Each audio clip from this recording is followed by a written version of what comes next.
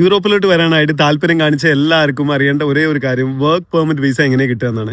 അപ്പോൾ അതിനെ പറ്റിയിട്ടാണ് നമ്മളിന്ന് സംസാരിക്കാൻ പോകുന്നത്. ഈ വർക്ക് പെർമിറ്റ് വിസ നിങ്ങൾ അപ്ലൈ ചെയ്യുമ്പോൾ മനസ്സിലാക്കേണ്ട ആദ്യത്തെ കാര്യം എന്ന് പറഞ്ഞു കഴിഞ്ഞാൽ ആദ്യം പൈസ, പിന്നെ വർക്ക് പെർമിറ്റ്, പിന്നെ ജോബ് ഇൻ്റർവ്യൂ, പിന്നെ ജോബ് ഓഫർ, അങ്ങനെയല്ല അതിൻ്റെ പ്രോസസ്സ്.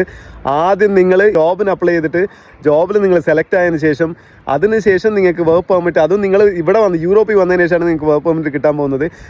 ചില ആളുകളൊക്കെ എനിക്കിപ്പോൾ ഈ കഴിഞ്ഞ ഒരു 2-3 ആഴ്ചയിൽ ഒരുപാട് ആൾക്കാർ എനിക്ക് മെസ്സേജ് അയച്ചാൽ അവർക്ക് വന്നിട്ടുള്ള ഒരുപാട് ജോബ് ഓഫേഴ്സും അതുപോലെ വർക്ക് പെർമിറ്റ് എന്ന് പറഞ്ഞിട്ട് വേറെ ഭാഷയിലില്ല, അതായത് ഡച്ച് ലാംഗ്വേജിൽ അല്ലെങ്കിൽ സ്വീഡനിലാണെങ്കിൽ അവിടുത്തെ ലാംഗ്വേജിൽ അല്ലെങ്കിൽ ഫ്രഞ്ച് ആണെങ്കിൽ ഇങ്ങനത്തെ നമുക്ക് മനസ്സിലാവാത്ത കുറേ ലാംഗ്വേജിലുള്ള ഓരോ ഓഫർ ലെറ്ററും ഇതാണ് നിങ്ങളുടെ വർക്ക് പെർമിറ്റ് എന്ന് പറഞ്ഞിട്ട് കുറേ പേരെ പറ്റിച്ചതായിട്ടുള്ള എനിക്ക് ഒരുപാട് പേര് എനിക്ക് മെസ്സേജ് അയച്ചായിരുന്നു.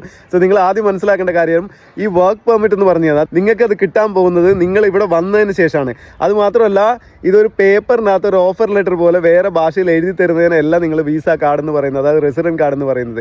റെസിഡൻറ്റ് കാർഡ് എന്താണെന്ന് ഞാൻ ജസ്റ്റ് നിങ്ങൾക്ക് കാണിച്ചു തരാം. എൻ്റെ കയ്യിലിരിക്കുന്ന എൻ്റെ വർക്ക് പെർമിറ്റ് ആണ്. ഇതിലെ ഡീറ്റെയിൽസ് എനിക്ക് കാണിക്കാനുള്ള ബുദ്ധിമുട്ടുണ്ട്, കുറേ ലീഗൽ ഇഷ്യൂസ് ഉള്ളതുകൊണ്ട് എനിക്കത് കാണിക്കാൻ പറ്റില്ല.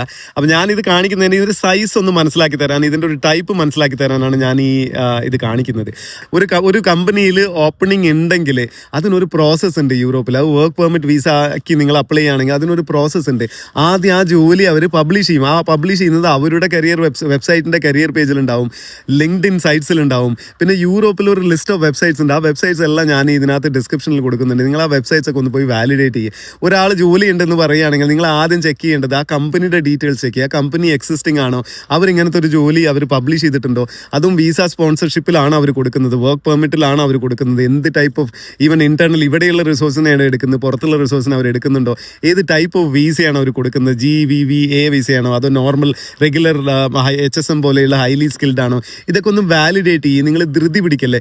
പെട്ടെന്ന് ഒരു ഓഫീസിൽ ആളുകൾ ഒരു ഓഫീസ് സെറ്റ് ചെയ്തിട്ട് അവർ കോട്ടും സൂട്ടൊക്കെ ഇട്ടിട്ട് നിങ്ങളോട് 4 ഇംഗ്ലീഷ് പറഞ്ഞു കഴിഞ്ഞാൽ പേടിച്ചിട്ട് അവർ പറയുന്ന 1 ലക്ഷം 2 വർഷം ദയവചെയ്ത് കൊണ്ടുപോയി കൊടുക്കല്ലേ.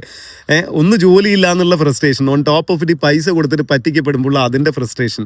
ഓൾറെഡി നിറയെ ഇൻസിഡൻസ് ഉണ്ട്. നീറ്റ് പരീക്ഷ എഴുതാൻ പറ്റിയില്ല, കുട്ടികൾ ആത്മഹത്യ ചെയ്യുന്നു, അങ്ങനത്തെയൊക്കെ നിറയെ ഇൻസിഡൻ്റ് ഉണ്ട്. അപ്പോൾ നിങ്ങളൊന്ന് ഈ യൂറോപ്പിൽ പോയാൽ മാത്രം, നിങ്ങൾ യൂറോപ്പിൽ പോകണ്ടെന്നോ നിങ്ങളെ ഞാൻ നിരുത്സാഹപ്പെടുത്താമെന്നല്ല ഞാനിത് ഉദ്ദേശിക്കുന്നത്. നിങ്ങൾ പറ്റിക്കപ്പെടരുതെന്നാണ് ഞാൻ ഉദ്ദേശിക്കുന്നത്. അപ്പോൾ അക്രോസ് യൂറോപ്പിൽ നിങ്ങൾക്ക് വിശ്വസിച്ച് ജോലി അപേക്ഷിക്കാൻ പറ്റുന്ന കുറേ വെബ്സൈറ്റ്സിൻ്റെ ഡീറ്റെയിൽസ് ഞാൻ നിങ്ങൾക്ക് അയച്ചു തരുന്നതായിരിക്കും. ജസ്റ്റ് ലിങ്ക് എന്ന് കമൻറ്റ് ചെയ്താൽ മതി. അടുത്ത വീഡിയോയിൽ നിങ്ങളുടെ റെസ്യൂമെ യൂറോപ്പിലുള്ള കമ്പനീസിനെ ഇംപ്രസ് ചെയ്യാൻ വേണ്ടി നിങ്ങളുടെ റെസ്യൂമെ എങ്ങനെ പ്രിപ്പയർ ചെയ്യാം, എന്തൊക്കെ ചേഞ്ചസ് നിങ്ങളുടെ എക്സിസ്റ്റിംഗ് റെസ്യൂമയിൽ വരുത്താം എന്നതിനെ പറ്റി നമുക്ക് ഡിസ്കസ് ചെയ്യാം.